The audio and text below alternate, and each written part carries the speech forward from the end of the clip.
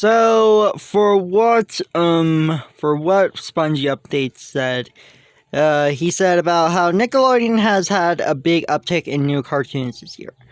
I guess I can see it. I mean, they have some pretty good announcements, so the fact is, it's weird. It's weird. It's like, first you get Rock, Paper, Scissors, which I gotta be honest, it's a really fun show, and I really gotta say how insanely good it is. Even though it has been uploaded on the Nicktoons channel, I cannot believe that it has been promoted so well on Nickelodeon. Very impressive, including a sneak peek after the Super Bowl. And then you get Oddparents A New Wish, which I never expected that this would be this good. I thought it would be after how awful Fairly Otter was. After watching A New Wish, I enjoyed it. The show was really good. I gotta say, it's a really good show with Hazel as the protagonist and bring a breath of fresh air. And that you don't have the flaws of what Fairly Otter and the later seasons of the Fairly Oddparents being seasons 9 and 10 were. It actually felt like I was watching the original series.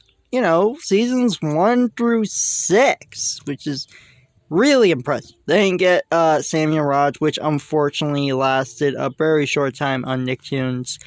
I honestly think that it would have been nice if we could have had Nickelodeon airings, but given how it was an international Nickelodeon series, I guess it makes sense to be on Nicktoons and not Nickelodeon. Still, I honestly think they need to bring it back to Nicktoons because it's currently dealing with SpongeBob reruns and Sammy and Raj. It could be useful for Nickelodeon airings. Then you get, Zoki. I gotta say, I love Zoki. The series is fantastic. The art style reminds me of Middlemost Post. I like the characters, the designs.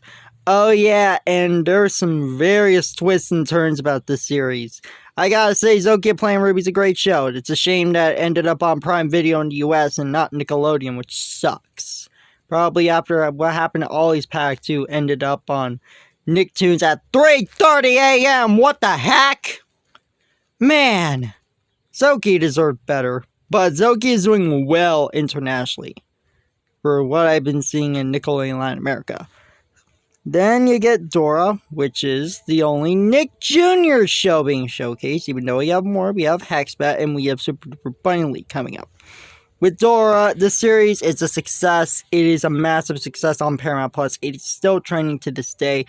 I can easily see it getting airings on Nickelodeon because 1, it's Dora, and 2, it's easily happening. Who knows what will happen? I mean, it has been dethroning Paw Patrol in terms of trending on Paramount Plus, which is insane. Then you get Tales of the Teenage Mutant Ninja Turtles, which the series itself is really nice to see with its promos. It reminds me of Rise of the TMNT. It's based on Mutant Mayhem. And you know what? I'm excited. I'm excited for Tales of the TMNT when it comes out on Paramount Plus. And then finally, we get the most recent surprise. The official Nicktoons channel has gotten the first episode of Max and the Midnights. This series was slated to premiere last year, but it got pushed, and now it is on the Nicktoons channel being showcased. And let me tell you guys, this show is actually really nice. I never expected it to be this impressive. This actually might be a serialized series. It's a 22-minute series from what I'm seeing. So it ended up, spoilers, it ended off with a cliffhanger, and the CG animation is very stop motion like I like it. It is more stop motion like than Big Nate itself. Despite the books being done by the same creator of Big Nate, Lincoln Pierce. This, I'm excited. I hope Annecy brings some good updates to the series when we get release dates of this on Nickelodeon. Maybe in the fall. Maybe later on this summer even. So, we have to wait and see.